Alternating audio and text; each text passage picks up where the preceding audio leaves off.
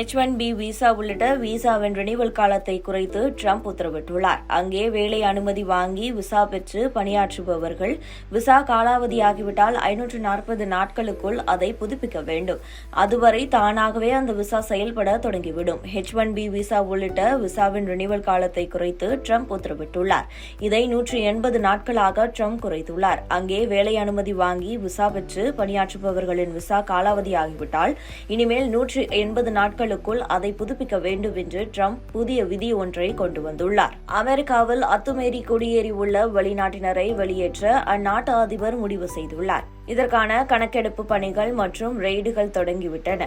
இதனால் இந்தியர்கள் பலரும் வெளியேற்றப்பட வாய்ப்புகள் உள்ளன. ஆனால் முறையாக விசா பெற்று அங்கே வசிக்கும் இந்தியர்களுக்கு இதனால் பிரச்சினை இல்லை. அமெரிக்காவில் சட்டவிரோதமாக வசிக்கும் இந்தியர்களை நாடு கடத்த இந்தியா திட்டம் போட்டுள்ளது.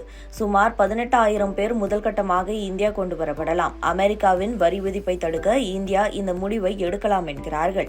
அமெரிக்காவில் குடியேறியிருக்கும் பலரை இந்தியா நாடு கடத்த திட்டமிட்டுள்ளதாம். அதற்கான அதிகாரப்பூர்வ அறிவிப்பு விரைவில் வரலாம் என்றும் கூறப்படுகிறது. ஆனால் அமெரிக்க வட்டார தகவலின்படி அந்த நாட்டு அரசின் கணக்குப்படி அங்கே 7 லட்சம் இந்தியர்கள் சட்டவிரோதமாக குடியேறியுள்ளனர். இதில் கணிசமானோர் குஜராத்தை சேர்ந்தவர்கள். இவர்கள் எல்லோரும் மெக்சிகோ வழியாக அமெரிக்கா சென்று அங்கே தஞ்சமடைந்து வசித்து வருகின்றனர். இவர்கள்தான் அதிக அளவில் இந்த சட்டத்தால் பாதிக்கப்பட வாய்ப்புகள் உள்ளதாக கூறப்படுகிறது. அமெரிக்காவின் தெற்கு எல்லையில் அதிபர் டொனால்டு ட்ரம்ப் எமர்ஜென்சி கொண்டு வந்துள்ள நிலையில் அங்கிருந்து வெளிநாட்டினர் வெளியேற்றப்பட்டுள்ளனர். அத்துமீறி குடியேறியவர்கள் அமெரிக்காவிலிருந்து வெளியேற்றப்படுகின்றனர். இதற்கான கணக்கெடுப்பு இந்திய நேரப்படி நேற்று காலையில் இருந்து நடந்து வருகிறது.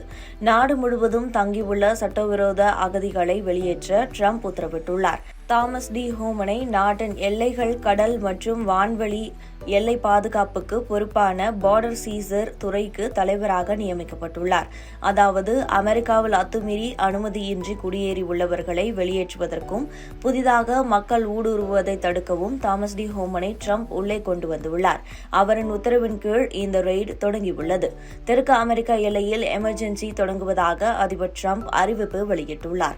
எல்லா விதமான முறைகேடான எல்லை பகுதிகளும் மூடப்படும். அமெரிக்காவில் அத்துமீறி ஆவணங்கள் இன்றி உள்ளவர்கள் வெளியேற்றப்படுவார்கள் என்று ட்ரம்ப் அறிவித்துள்ளார்.